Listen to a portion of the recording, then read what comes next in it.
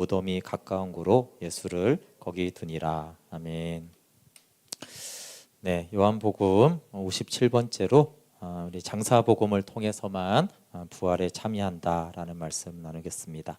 네, 요한복음은 계속해서 생명을 얻는 것이고 그것은 계속해서 하나님을 아는 것이 영생이고 하나님의 창세전 목적을 하나님의 영광을 보이심으로 성취하십니다. 지난주는 십자가를 보는 두 강도에 대해서 나누면서 한편 강도가 원망을 멈추고 주님이라고 하면서 우리는 마땅한 벌을 받는데 다만 구원하여 주십시오라고 했어요. 그런데 그 마땅한 벌이 십자가형이잖아요. 십자가형이 마땅하다. 그래서 정말 하나님, 나는 심판받기에 합당한 자입니다. 그런 고백이어서 이것이 장사복음을 믿는 고백입니다. 그리고 이제 요한이 이제 주님의 부탁을 들어주고 지난주에 예수님이 다 이루었다 하시고 이제 주님 나라에 하나님 품에 안기셨는데 이것은 죄인에게 생명을 주는 모든 조치를 이루었다라는 뜻이라고 했잖아요. 그럼 우리 편에서도 주님이 다 이루셨군요. 이런 믿음으로 우리가 지금 이 시간 예배할 때도 하나님 말씀 묵상할 때도 주님이 다 이루셨구나. 그 믿음으로 우리가 하나님께 나아가야지 생명의 교제로 하나님 그 보좌 앞에 나아갈 수가 있습니다. 네, 오늘 본문에는 유대인들의 외식으로 시작이 됩니다. 예수님이 십자가에 죽으신 날이 우리가 이제 부활주일을 지낼 때 성금요일을 지내잖아요, 그렇죠? 그러니까 안식일이 토요일이니까 안식일 전날에 예수님이 십자가에서 죽으셨는데 이날은 안식일이면서 그 다음 날은 유월절이었어요. 그러니까 안식일과 유월절이 합치니까 큰 날이라고 하는 거예요. 유월절만 해도 굉장히 큰 절기인데, 그러니까 너무나 큰 날, 하나님을 예배하고 하나님의 은혜를 우리가 지키는 절기임으로 인해서 이들이 이제 가서 시체를 이제 내려달라 이렇게 말합니다. 신명기 21장 23절에 보면 시체를 밤새 나무에 매달아 두는 것은 땅을 더럽힌다 이런 의미가 있어요. 그래서 나무에 달린 자는 저주를 받아 죽은 자고 그 저주받아 죽은 자가 계속 달려 있는 것이 부정하다 이런 개념이 있어서 꼭 내려야 되는 건 아닌데도 불구하고 시체를 내려달라고 했는데 원래 십자가형은 아시지만 원래 며칠 동안 고통을 받다가 서서히 비참하게 고통을 받다가 이제 죽는 형이기 때문에 빨리 다리를 꺾으면 이제 지탱을 못하니까 이제 내려앉아서 금방 죽습니다. 그래서 이제 유대인들이 유월절을 너무나 거룩하게 지키고 싶어서 이렇게 십자가에서 시체를 나무에 달린 저주를 받아 죽은 자들을 이제 내려달라 이렇게 말을 합니다. 칼빈이 정말 이런 유대인들의 가증한 종교성에 대해서 이렇게 말했는데 하루살이는 걸러내고 약대는 삼킨다 이렇게 표현했는데 가장 하찮은 일에는 신경을 엄청 쓰면서 큰 죄악은 그냥 간과한다라는 거예요. 그러니까 지금 안식일 규정을 지키는 데는 벌벌 떨면서 예수님이 안식일에 뭔가 병자를 고치거나 이러면 그거 큰일 날 일이라고 하면서 막 대들고 큰일 날 것처럼 얘기하면서 죄 없는 예수님을 누명을 씌워서 그것도 가이사는 우리의 왕입니다. 우리의 왕은 가이사밖에 없습니다. 이렇게 하나님을 반역하는 얘기를 하면서 무죄한 예수님을 십자가에 못 박히는 아주 큰 죄는 아주 가볍게 여기고 안식일 규정 하나 어기고 미리사기 이렇게 그렇죠? 제자들이 이렇게 먹으면 그것도 이랬다고 벌벌 떠는 이런 형태를 보인다는 거예요. 그래서 온 나라가 그들의 죄악으로 오염되어 있었지만 그들은 총독 관저에 들어가지 않았잖아요. 왜요? 유월절 음식을 먹어야 되니까. 그리고 두 번째 여기서 또 예수님이 돌아가시고 나니까 유월절을 우리가 거룩하게 지켜야 하기 때문에 저 부정하게 저주받아 죽은 자들을 이제 내려달라는 거예요. 참 이걸 보시는 하나님이 얼마나 안타깝겠어요, 그렇죠? 너무나 큰 악은 아주 당당하게 행하고 우리에게는 가이사가 왕이다라고 하나님의 언약 백성을 저버리는 가장 큰 죄악은 아주 쉽게 저지르면서 동시에 차라리 회개라도 하면 좋겠는데 너무나 거룩하게 유월절을 지켜야 한다라고 굳이 하지도 않아야 될 이 일까지 시체를 치워달라고 굳이 가서 빌라도에게 요청을 합니다. 그러니까 위선자와 외식자의 특징은 하루살이를 걸러내고 약대는 삼킵니다. 예레미야서도 계속 그런 내용이 나요. 언약을 배반하는 큰 죄는 작게 여기고 제사법은 계속 지키는 거예요. 왜냐하면 그거 안 지키면 큰일 나는 줄 알고, 언약 관계라는 큰 죄는 어기는 것은 별거 아니고, 야 이거 제사 지켜야 된다, 이거 어기면 큰일 난다, 그래서 성전에 가서 제사를 지킵니다. 그럼 우리가 다 하는 게 있어요. C.S. 루이스가 가장 큰 죄는 뭐라고 그랬어요? 교만이라고 그랬잖아요. 그렇죠? 성경도 교만이 얼마나 크냐 하면, 여러분 죄인을 하나님이 대적한다 이런 말은 없어요. 근데 교만한 자를 대적한다 이랬는데, 사실 우리는 가장 큰 죄인 교만은 굉장히 별거 아닌 것으로 여기고, 그보다 작은 부도덕하거나 상처 주거나 이런 것들, 물론 죄지만 그거는 큰일 나는 것처럼 여기는 일들이 얼마나 우리 안에도 많은지 몰라요. 그럼 그래서 이거는 유대인들이 이상한 것이 아니라 하나님 안에 거하지 않는, 생명의 교제가 없는 모든 사람들의 특징이에요. 교만은 별거 아니고, 다른 어떤 것들은 하나님 보시기에 큰 죄악은 우리는 아무것도 아니고, 하나님 보시기에 죄긴 죄지만 하루살이를 걸러내는 것 정도는 큰 문제인 것처럼 여기는 죄성이 유대인이나 우리에게 있습니다. 네, 그러면서 이제 요한이 지난주에는 십자가의 고통보다는 십자가를 당당히 지시는 하나님의 생명을 중심으로 묘사를 했다라면, 오늘은 마찬가지로 예수님의 십자가 죽음이 얼마나 고통스러운가 이런 거는 하나도 안 적고, 계속 요한이 적는 것은 구약의 말씀대로 성취되었다 이런 말씀을 반복하세요. 그러니까 구약의 말씀대로 예수님이 십자가에 죽으셨고 장사됐다라는 것이 굉장히 중요한 메시지라는 거예요. 어느 것보다요, 십자가의 고난의 크기나 고통보다도 그게 더 중요하다라고 요한은 말하고 있어요. 우리 19장 33절부터 37절 한번 같이 읽어볼게요. 시작. 예수께 이르러서는 이미 죽으신 것을 보고 다리를 꺾지 아니하고, 그중 한 구인이 창으로 옆구리를 찌르니 곧 피와 물이 나오더라. 이를 본 자가 증언하였으니 그 증언이 참이라. 그가 자기의 말하는 것이 참인 줄 알고 너희로 믿게 하려 함이니라. 이 일이 일어난 것은 그 뼈가 하나도 꺾이지 아니하리라 한 성경을 응하게 하려 함이라. 또 다른 성경에 그들이 그 찌른 자를 보리라 하였느니라. 네, 채찍질을 당하시고 가혹한 십자가로 당일에 죽으셨어요. 그러니까 예수님이 며칠 동안 버티지 못하고 당일에 달려서 당일에 죽었다라는 것은 그 전에 채찍질과 같은 고난이 얼마나 극심했는가를 사실은 말하고 있는데, 근데 그런 부분보다는 성경대로는 뭐예요? 하나님의 뜻대로 죽으셨다라는 거예요. 근데 여기서 시편 34편 20절에 그 의인에 대해서 말하는 부분인데, 의인의 모든 뼈를 보호하시며 그 중에서 하나도 꺾이지 아니하도다. 그러니까 예수님이 의인이라고 말하는, 의로운 자로 죽으셨다라는 것을 말하고,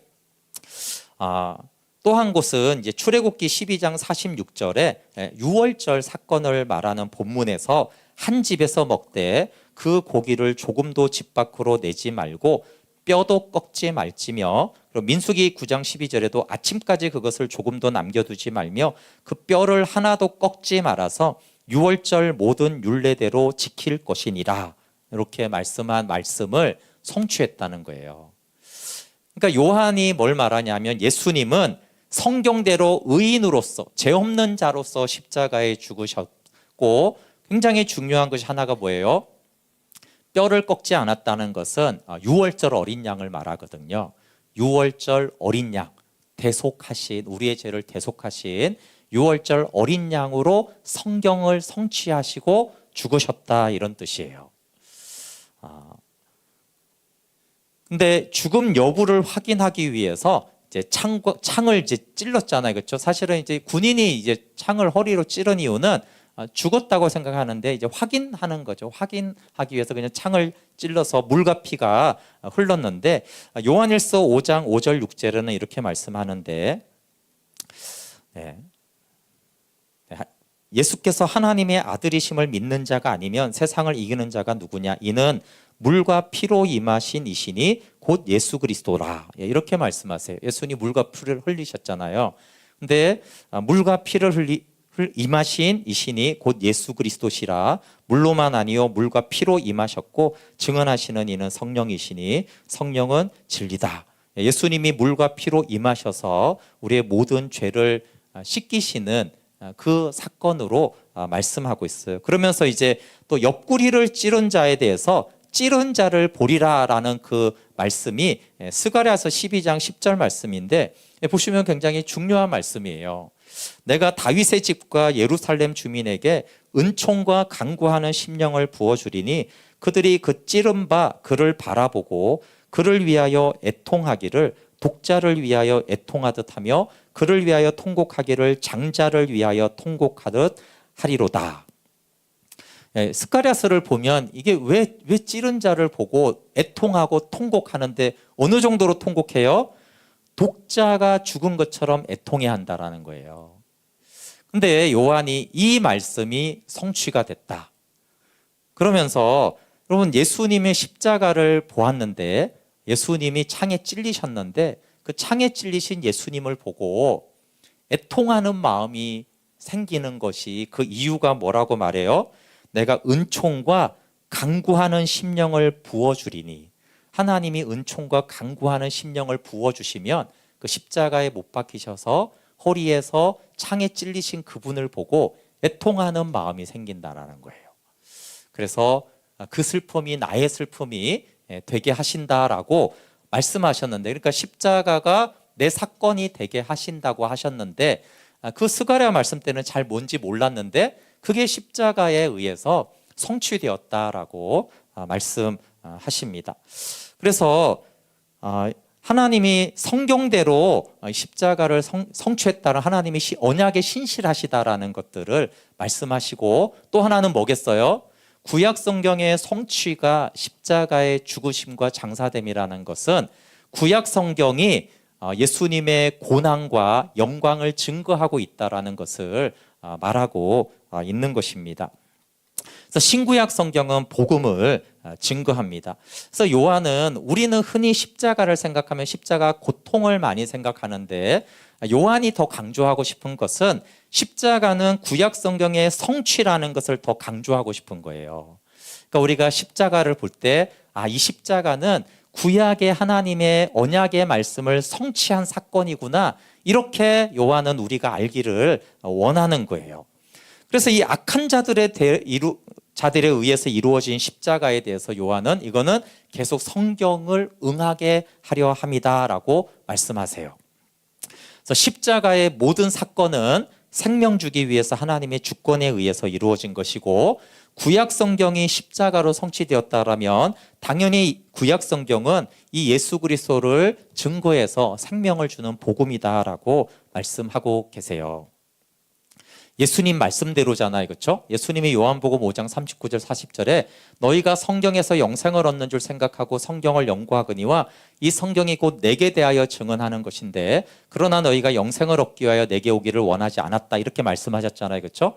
근데 이 말씀을 어디서 이루었어요? 십자가상에서 봐라. 십자가에서 말하는 거예요. 구약 성경이 나에 대해서 증거하고 있지 않느냐라고 말하는 거예요. 증거하는 목적은 뭐예요? 영생을 주기 위해서 구약 성경은 나를 증거하고 있다라는 것을 십자가에서도 보이셨어요.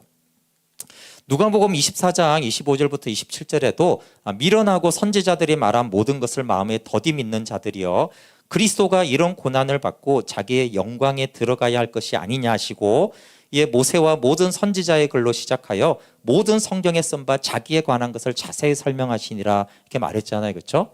구약 성경을 가지고 예수님은 고난과 영광에 들어갈 것을 자세하게 설명했는데 거기서 당연히 여기 요한이 말하는 구약 성경도 포함이 되겠죠. 그렇죠? 그 6월절에 왜 뼈가 꺾이지 않은 것을 아느냐 이런 말씀을 하는 거예요. 혹시 이 본문을 읽기 전까지 출애굽기를 이렇게 보면서 뼈를 꺾지 말라 이 말에 대해서 크게 묵상한 적이 있으세요? 너무 은혜로운 말씀이다. 이렇게 하신 적이 있어요. 뼈는 그냥 꺾지 말라시는구나. 우리도 이렇게 닭 먹을 때 이렇게 뼈를 안 꺾을 때도 있고 꺾을 때도 있잖아요. 이게 왜 그러시지? 그냥 이런 본문인 거예요. 구약을 그냥 읽을 때 이건 너무너무 중요하다 이렇게 생각하지 않고 그냥 쭉 읽으면서 그냥 뼈도 꺾지 말랐네, 쓴나물도 먹으라고 했네, 그냥 이런 정도로 넘어가는 그런 구절인 거예요. 찌른 자를 보고 애통한다 이걸 읽으면서 혹시 이 본문을 가지고 전에 구약 성경을 보면서 찌른 자를 보고 애통하다니 이런 거 막 깊이 묵상하고 전혀 모르는 성경 구절 아니세요? 근데 이런 성경 구절이 다 그리스도를 증거하고 있고 그 십자가 사건을 예표하고 있다라는 말을 요한이 하고 싶은 거예요. 당연히 우리가 알듯이 구약 성경에 이것은 분명히 그리스도를 증거하고 이것은 십자가의 구속을 말하는 이런 구절은 당연히 그리스도를 증거할 뿐만 아니라 우리가 그냥 봤을 때 이게 정말 그리스도의 십자가 사건을 증거하는 것일까? 이게 정말 우리의 회개를 말하는 것일까라고 하는 그런 구약 성경이 지금 주님이 다 하나하나 다 성취하셨다라고 요한은 말하는 거예요. 그러니까 요한은 당연히 십자가 사건과 함께 구약 성경을 연결시키면서 너희가 구약에 있는 그 모든 것을 통해서 이것이 그리스도의 고난과 영광 받을 것을 말하고 있다라는 것을 동시에 알아야 되는 것이에요. 그리고 여기 고린도전서도 15장 3절부터 5절은 굉장히 중요한 말씀이에요. 모든 신학자들이 복음이 뭐냐 그러면 고린도전 15장 3절부터 5절에 나와 있다라고 하는 거예요. 우리가 자주 이제 봤던 것이지만 근데 오늘은 성경대로라는 단어를 한번 보세요. 내가 받은 것을 먼저 너희에게 전하였으니, 그러니까 바울도 자기 마음대로 하지 않고 모든 사도들이 똑같이 복음을 이렇게 전했다라고 하면서 어떻게 말을 해요? 이는 성경대로 그리스도께서 우리를 죄를 위해 죽으시고 장사 지낸 바 되었다가 성경대로 사흘 만에 다시 살아난 거예요. 그러니까 사도들이 그리스도의 십자가와 장사됨과 부활을 당연히 증거했는데 그때 어떻게 증거했다고요? 봐라, 구약 성경대로 주님이 죽으셨다라는 거예요. 우리 죄를 위해서 죽으셨다라고 십자가만 얘기한 게 아니라 구약 성경대로 십자가에 죽으시고 성경대로 장사되었다가 성경대로 부활하사 영광에 들어간 것을 전했다라는 것이에요. 그래서 바울이 구약 성경을 가지고 예수 그리스도와 하나님의 나라에 대해서 말씀하잖아요, 그렇죠? 그래서 우리가 예수님의 이 복음이 구약의 성취구나라는 것이고, 다시 말하면 그러면 우리가 구약 성경을 볼 때 뭐가 보여야 돼요? 예수 그리스도를 증거하고 있고 이것이 예수님이 그 생명 주시기 위해서 지금 예수 그리스도에 대해서 증거하고 있는 말씀이구나라는 것을 구약 성경에서 알아야지 그게 아니라 그냥 뼈는 쓴나물은 먹는 거에 대한 건강에 대한 말씀인가? 네, 그리고 위인전처럼 다윗과 다니엘과 요셉 자체를 아는 그런 것이 아니라 이 모든 인물과 사건들은 다 그리스도를 예표하고 있는 것입니다. 그 다음에 이제 중요하게 등장하는 것이 예수님의 장사됨에 참여한 사람들이에요. 이때까지는 모든 제자들도 다 부활을 잘 몰랐어요. 부활을 모르는 상태에서 예수님은 비참하게 죽어서 시차가 되었어요. 그리고 제자들은 다 도망했는데 이때 유대인을 두려워하던 아리마대 요셉이 이제 나타나서 예수님을 장례를 치르는데요. 우리 19장 38절 한번 같이 읽어볼게요. 19장 38절 시작. 아리마대 사람 요셉은 예수의 제자이나 유대인이 두려워 그것을 숨기더니 2일 후에 빌라도에게 예수의 시체를 가져가기를 구하매 빌라도가 허락하는지라 이에 가서 예수의 시체를 가져가니라. 유대인이 두려워서 숨겼어요. 근데 예수님의 왜 숨겼겠어요? 요한복음의 앞에 보시면 예수님을 믿으면 출교를 시켰어요. 출교는 사회적인, 경제적인, 정치적인 매장을 말하는 거예요. 근데 이제 아리마대 요셉은 부자였잖아요, 그렇죠? 근데 이렇게 사회적으로 이제 생매장되는 것이 출교가 당연히 두려워서 제자인 것을 숨겼는데 언제 제자임을 드러내냐 하면은 예수님이 막 영광을 받을 때가 아니라 예수님이 시체가 되셔서 아무것도 저주받은 자로 죽은 그 시체인 상태에서 자신의 믿음을 드러냅니다. 그러니까 예수님께 무슨 도움을 받으려고, 복을 받으려고, 성공하려고 자신의 믿음을 드러낸 것이 아니라 예수님에게 아무런 도움을 받을 수 없다는 상태로, 이때는 부활을 몰랐으니까 그런 상태임에도 불구하고 자신의 믿음을 드러내고, 마찬가지로 디모데도 출교가 두려웠지만 장래에 동참합니다. 그래서 일찍이 밤에 찾아왔다는 것은 뭘 말하겠어요? 니고데모도 관원이면서 공회원이잖아요. 아주 고위직인데, 당연히 고위직인데 밤에 찾아왔다는 것은 몰래 찾아왔고 숨긴 거예요. 예수님을 믿었지만. 근데 여기 가져온 모략과 침향이 34kg이나 되는데, 여기서 왕의 장례에 쓸 만큼 많은 양을 가지고 왔어요. 그래서 이 아리마대 요셉과 니고데모가 둘 다 굉장히 부자고 고위직에 있었는데, 아무 도움도 줄 수 없는 그 예수님의 시체 앞에서 예수님의 시체를 달라고 해서 장례식을 치릅니다. 지난주에도 제가 요한에 대해서 잠깐 말하면서 얘기했는데, 예수님을 도와준 소수의 사람들이 있습니다. 거의 99%는 예수님 만나서 다 도와주세요, 이거 해주세요 해서 또 많이 받았어요. 그런데 아주 소수의 사람들이 예수님을 섬기기만 한 사람들이 있어요. 근데 사실 이 사람들은 굉장히 하나님을 경외하고 하나님에게 굉장히 중요한 사람들입니다. 예수님의 탄생 시에 요셉과 마리아와 동방 박사가 그랬습니다. 요셉과 마리아는 성육신을 섬기느라고 고생만 많이 하고 혜택은 거의 본 게 없어요. 동방 박사들도 경배하고 귀한 예물만 드리지 뭐 오도가지 않잖아요, 그렇죠? 그래서 예수님의 탄생 시에 그런 사람들이 있고, 또 공생애 시에도 예수님의 생활을 도운 사람들이 누가복음 8장 3절에 나오는데, 헤롯의 청지기 구사의 아내 요한나와 수산나와 다른 여러 여자가 함께하여 자기들의 소유로 그들을 섬기니라. 그러니까 소유로 예수님과 제자들을 섬긴 여인들이 있었어요.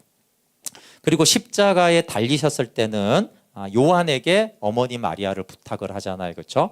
그리고 장사 시에 아리마대 요셉과 니고데모가 예수님의 장례로 예수님을 섬깁니다.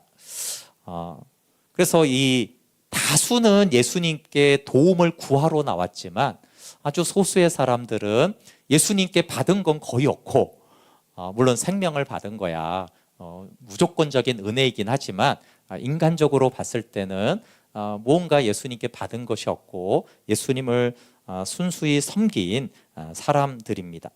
그리고 이 아리마대 요셉과 니고데모는 형통한 중에 예수님의 장례식에 참여하는 사람들입니다.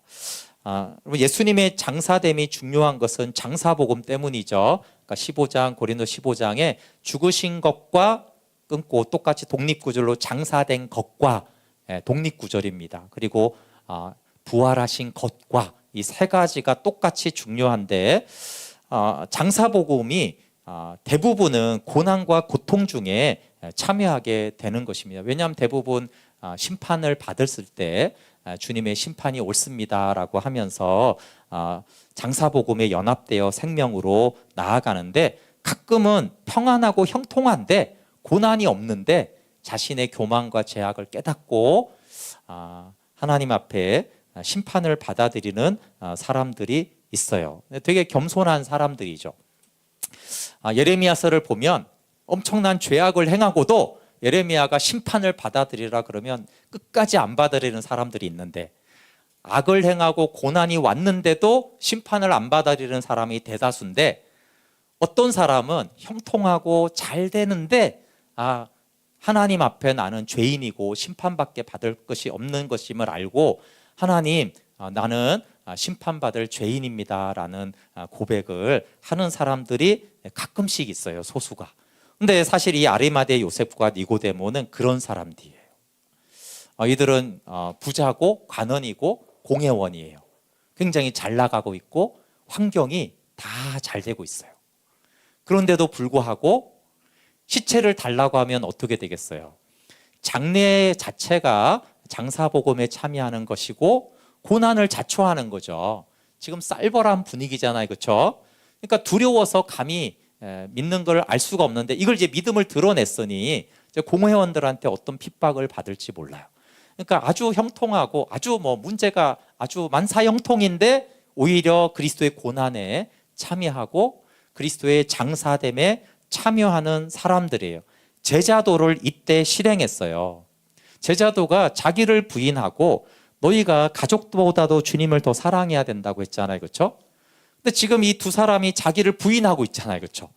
우리 자아는 잘 되고 형통하고 사람들한테 다 인정받고 이러고 싶은데 내가 이걸 고백하면 내가 고난받고 이제 공회원에서 쫓겨날지도 모르지만 정치 생명이 끝날지 모르지만 그럼에도 불구하고 나는 네 믿음을 드러내고 예수님을 장례하겠다라는 자기를 부인했고 이 사건은 당연히 가족들한테 피해가 갈 수 있는 사건인 거예요. 그러니까 내가 가족들을 사랑하지만 내가 주님을 더 사랑하겠다라는 제자도를 이들이 실천하고 있습니다. 복음의 성취자들을 보면 더 놀라운 면이 있어요. 그래서 십자가 복음은 하나님이 하신 것이지만 외형적으로는 어떤 인간들에 의해서 이루어지죠? 십자가 복음은 악한 자들이 다 등장해요. 인간의 모든 악을 드러내면서 아주 악한 자들에 의해서 십자가 복음은 성취가 됩니다. 근데 장사 복음은 누구에 의해서 성취가 돼요? 이 숨어있던 아리마대와 요셉과 니고데모에 의해서 하나님의 주권이지만 이 두 사람에 의해서 장사 복음이 성취가 돼요. 부활 복음은 사람이 전혀 개입 안 하잖아요, 그렇죠? 그러니까 하나님이 일방적으로 성령으로 부활을 일으키지 않아요. 부활 복음은 그렇게 보면은 하나님이 이 복음을 성취하시지만 그래도 거기에 쓰임 받는 두 부류의 사람이 있는데 십자가 복음은 죄인들을 하나님이 쓰세요. 그런데 장사 복음을 할 때는 하나님의 제자들을 쓰셨어요. 나중에 한번 생각해 보세요. 부활의 주님을 알고 나서 내가 예수님의 장사 복음을 통해서 생명을 주는 그 복음에 내가 통로로 도구로 쓰임 받았다니 이게 나중에 얼마나 영광스러운 사건이겠어요. 그렇죠? 모든 만민에게 생명을 주는 그 사건에 물론 주님이 주시지만 그리고 내가 거기서 한몫을 한 거예요. 어쨌든 굉장히 영광스러운 사건에 사실은 참여하는 것인데 가장 영광을 받은 사람들이죠. 그래서 생명을 얻게 하는 복음의 성취에 도움을 준 유일한 두 사람이 요셉과 니고데모입니다. 그러면 장사복음은 굉장히 중요합니다. 우리가 사도신경에 나는 그가 장사 지낸 바 되심을 믿습니다 이렇게 말해요. 십자가와 부활만 믿는 게 아니라 장사 되심을 믿습니다. 이렇게 장사복음에 대한 신앙을 우리가 고백하고 로마서 6장 4절이 굉장히 중요한데 전에도 얘기했지만 여기서 우리가 그의 죽으심과 합하여 세례를 받음으로 그와 함께 장사되었나니 이는 아버지의 영광으로 말미암아 그리스도를 죽은 자 가운데서 살리신과 같이 우리로 또한 새 생명 가운데 행하게 하여 함이라. 죽으심과 장사됨과 일으키심이 다 나오잖아요, 그렇죠? 근데 여기에서 주 동사는 그와 함께 장사되었다. 영어로 보시면은 확실해요. 우리는 그와 함께 장사되었습니다. 그리고 이 장사됨을 설명하는 거예요, 나머지 구절들은. 그래서 가장 강조점이 장사됨에 있고 여기 이제 세례를 받음으로 그와 함께 장사되었는데 세례의 핵심도 죽으심과 장사됨과 일으키심 세 개가 다 세례에 들어가 있어요. 근데 세례를 그래도 만약에 강조점을 두면은 장례식입니다. 세례는 장사됨에 방점이 있어서 그와 함께 장사되는 거예요. 세례를 받음으로 장사되는 거예요. 그래서 예수님과 장사됨에 연합하는 것은 너무 중요한 것이죠. 나의 옛사람과 자기 주장 의지가 죽었음을 믿는 것이고 장사복음은 심판을 통해서 의를 기초로 다시 세우는 것이고, 예수님이 요한복음 2장 18절 19절에 이 성전을 헐라 내가 사흘 동안에 일으키리라. 그러니까 장사된 3일 동안에 뭘 한다고요? 내가 성전을 일으키겠다. 먼저 주님의 몸인 성전을 일으키고, 두 번째는 교회 성전을 일으키고, 세 번째는 심판을 받아들인 자들의 개인 성전을 지으십니다. 그게 이제 다윗이 솔로몬 성전을 지을 때 그 심판이 집행된 곳에 바로 그 자리에 하나님이 거기다가 솔로몬 성전을 지어라 이렇게 말씀하셨습니다. 그리고 성전을 짓는 것은 심판을 받아들이는 것이 재료가 되고, 왜 심판이 복음이겠어요? 심판은 하나님을 떠난 삶을 종결시키고 하나님과 온전한 관계를 맺게 하기 때문에 심판이 복음입니다. 마지막으로 예전에 제가 복생할 때 좀 나눈 것들인데, 무덤에서는 신비한 일이 일어납니다. 틸리히는 십자가에서 부활로 바로 건너가면 부활은 상징만 남는다 이렇게 말했어요. 십자가에서 부활로 바로 가면 안 되고, 십자가의 죽으심과 장사되심을 거쳐서 부활로 가야지 부활의 생명으로 살게 된다 이렇게 말했는데, 칼하임은 그것을 예수님의 무덤을 십자가의 죽은 자가 나비가 되기 위해 고치 속에 들어가는 것이다 이렇게 비유를 했어요. 근데 이걸 이제 찾아보니까 실제로 애벌레가 번데기 속에 들어가는데, 이게 이제 굉장히 번데기가 이제 무덤이잖아요, 그렇죠? 칼라임이 그리스도인이 무덤에 들어가는 사건을, 예수님의 무덤에 들어가는 것으로 그 고난을 이야기했는데, 애벌레가 번데기 속에 들어가면 번데기 속에 이렇게 가만히 있다가 나비가 이렇게 나오는 게 아니라 번데기 속에서 다 녹는다고 그랬어요. 액체가 돼버려요. 이렇게 돌아다니던 애벌레가 완전히 물이 돼가지고 형체가 완전히 사라집니다.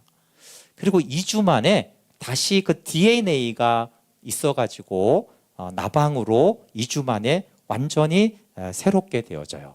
그래서 애벌레가 녹았다가 재창조가 돼요. 그래서 과학자들이 이게 신기하잖아요, 그렇죠? 그래서 애벌레가 녹았다가 나방이 되는데, 그러면 이 애벌레와 나방은 같은 애인가 다른 애인가 뭐 이런 것도 막 실험을 많이 해요.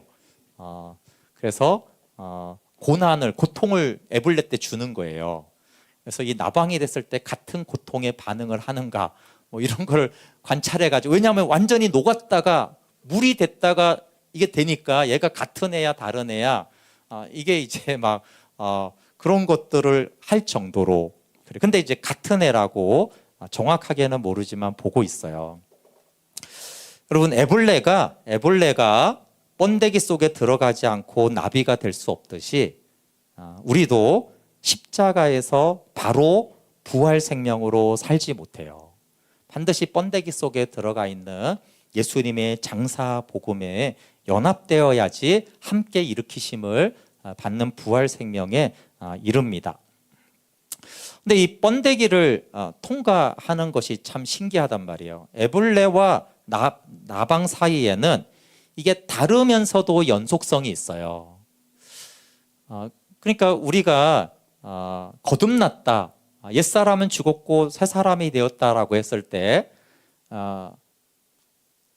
다르면서 연속성이 있습니다. 그렇잖아요, 그렇죠? 그리고 거듭나기 전에 나와 거듭난 후에 나도 연속성이 있는데, 그렇지만 성경은 전혀 다른 생명이라고 또 말을 하는 거예요. 그러나 전혀 다른 생명이어서 완전히 연속성이 없느냐? 그렇지 않고 연속성이 있는데, 그걸 하나님이 이 애벌레가 나방이 되는 것을 통해서 이게 완전히 다르면서도 얘가 또 같은 애예요. 그런데 또 같은 애인데 보면 또 완전히 다르잖아요, 그렇죠? 그것이 우리가 예수님의 십자가에 못 박히고 장사됨에 우리가 연합되는 것을 그렇게 말하는 거예요. 우리는 위로부터 거듭나서 완전히 새 생명이 되어서 다른 하늘에 속한 생명체고 하나님의 생명을 가진 자이지만, 동시에 또 이제 연속된 상태로 여전히 이제 몸을 가지고 있고 육신을 가지고 있잖아요, 그렇죠? 그래서 연속성과 전혀 다른 것들을 가지고 있다라는 것이에요. 그래서 장사복음을 건너뛰고 하나님의 공의의 심판을 건너뛰고 우리가 부활 생명으로 살아갈 수가 없고, 여러분 말씀 묵상을 하는 중요한 이유 중에 하나는 우리가 장사복음에 연합되는 거예요. 말씀 앞에 나가서 주님이 옳습니다 라고 하는 것이고, 마지막으로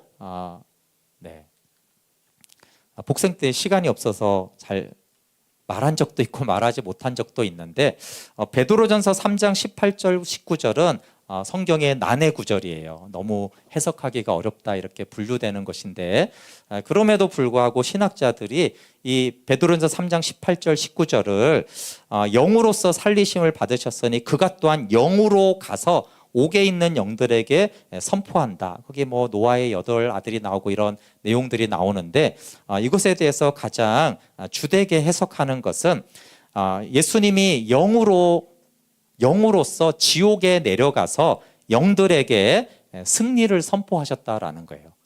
모든 악한 영들에게 무덤에서 승리를 선포했다라고 이렇게 말하고 있어요. 그래서 주님이 그 무덤의 3일간 아무것도 안 한 것이 아니라, 요한복음은 내가 성전을 짓겠다 이렇게 말했고, 베드로전서는 그때 예수님이 모든 죽음의 세력들에게 승리를 선포하시고 부활하셨다라고 말하는 거예요.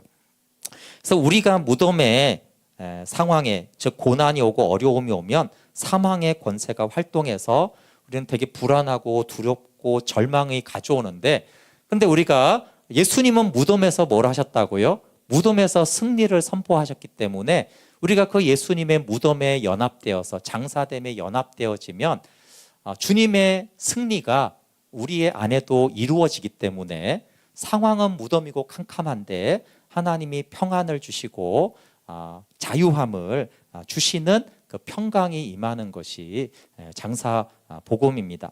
그것은 광야에서도 잘 알 수가 있어요. 광야도 하나의 장사 복음을 설명하는, 광야가 40년 기간이 장사 복음에 대한 말씀인데, 분명히 이곳은 광야이지만 주님이 내가 너희를 돌보고 너희의 의복이 해하지 않았고 너희가 부족함이 없었다 이렇게 말씀하세요. 그러니까 하나님과 함께하는 광야와 그 무덤 안에 오히려 주님의 승리가 선포되기